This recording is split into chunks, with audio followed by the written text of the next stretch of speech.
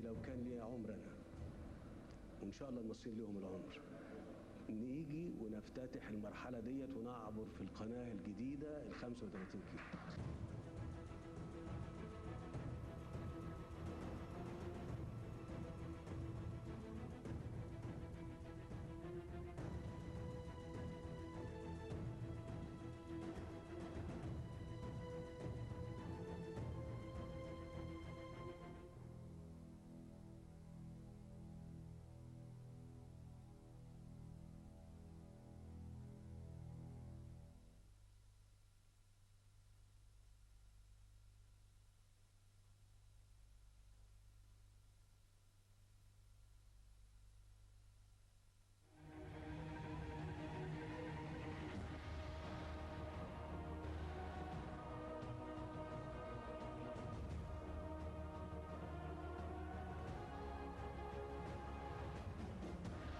لن تقوم مصر إلا بأبنائها.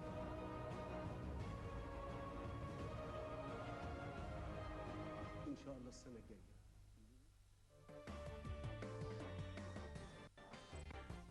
Right, welcome back and to our discussion, the Renaissance Ethiopian Dam, and we are joined by Dr. Diaa Qosy, international water expert. We thank you very much for joining us.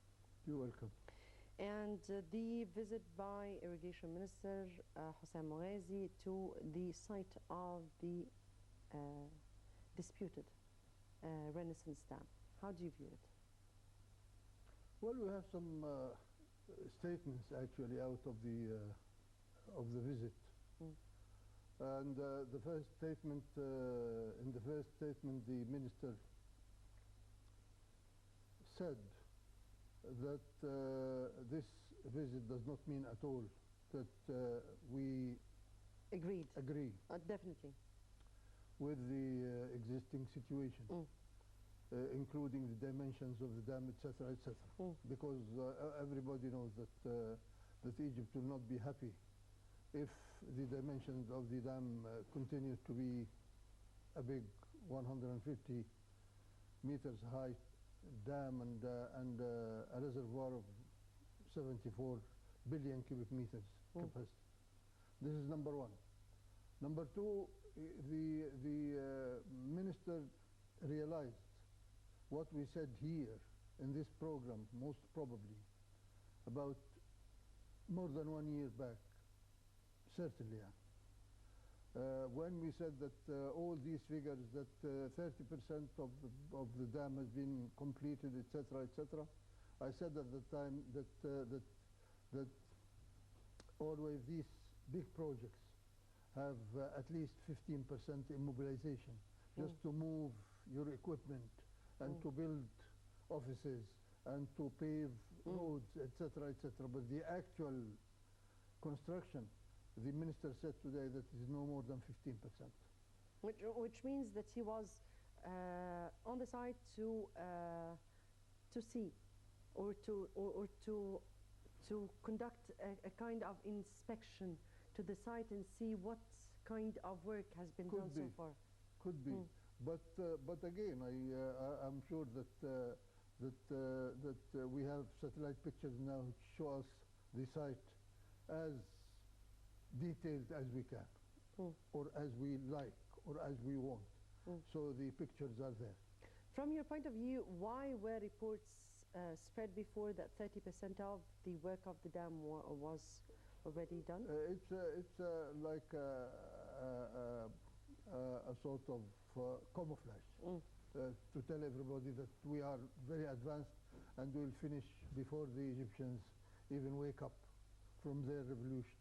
And this was the immediate reason for late Prime Minister Zenawi to start his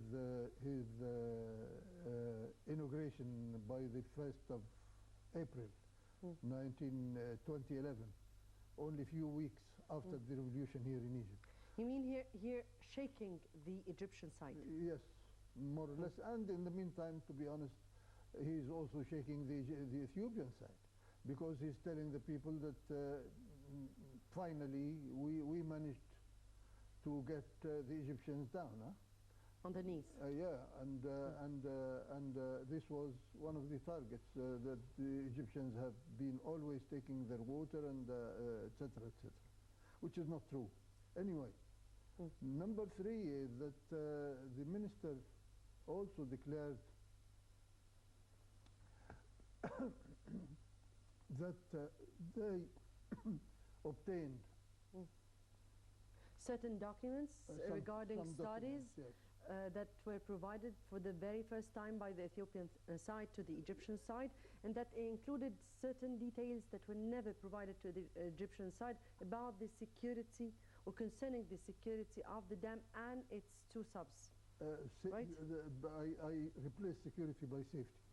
Safety. Oh right. yes, because safety is to prove that the dam is not going to collapse before the reservoir is full and after the reservoir is full. The dam safety, because we heard in the last 3-4 weeks that they observed some sliding underneath the foundation of the dam, and the contractor, they started injecting, making some grouting, cement most probably, or some other material grouting into this foundation area. So these are more or less the points that has been raised by the minister. But what actually surprised observers here is that the minister did not talk about the selection of the consulting house, because You mean here the mission, the committee that is formed? yes, no, the committee is formed. Yes. Every country now has come up with 4 experts. Yes. It includes and 12. the 12 experts are supposed to elect or to select or to choose a consulting house, an international consulting house, to look into the report of the previous committee and tell us where are the shortages in design, etc., etc. This was the main target, and I believe that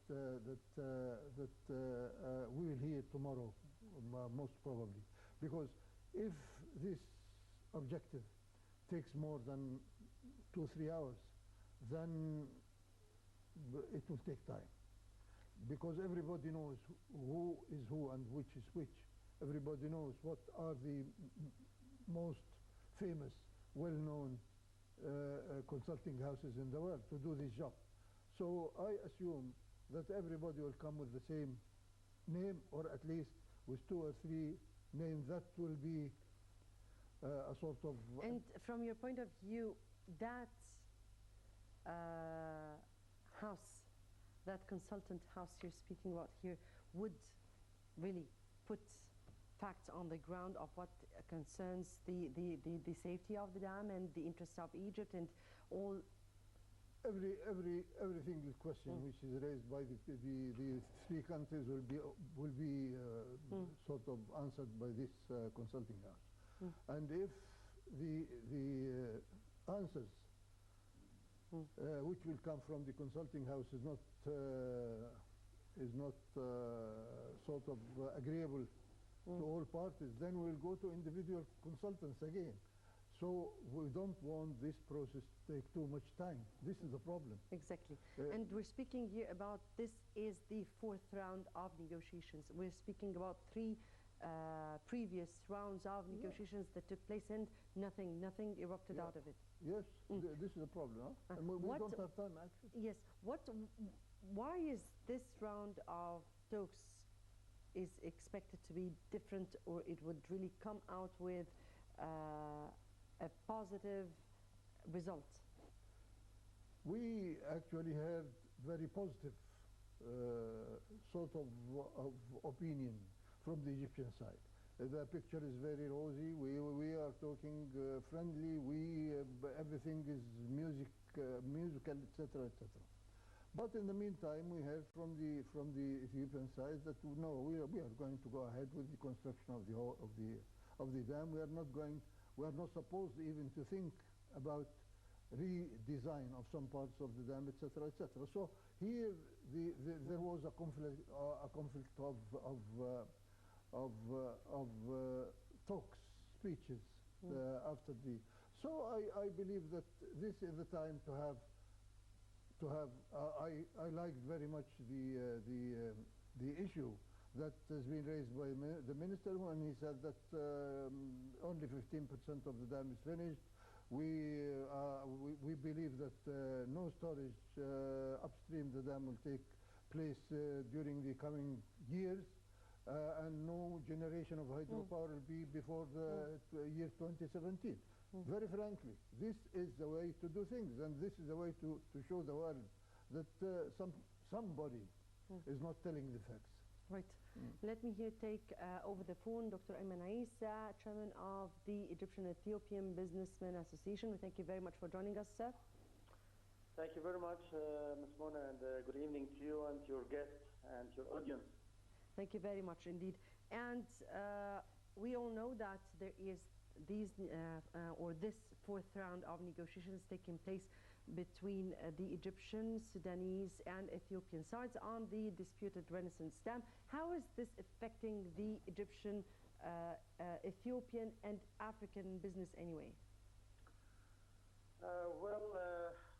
What I can tell you really, we are all experiencing a new chapter of the relation between the three countries, and especially Egypt and Ethiopia. And really, we can see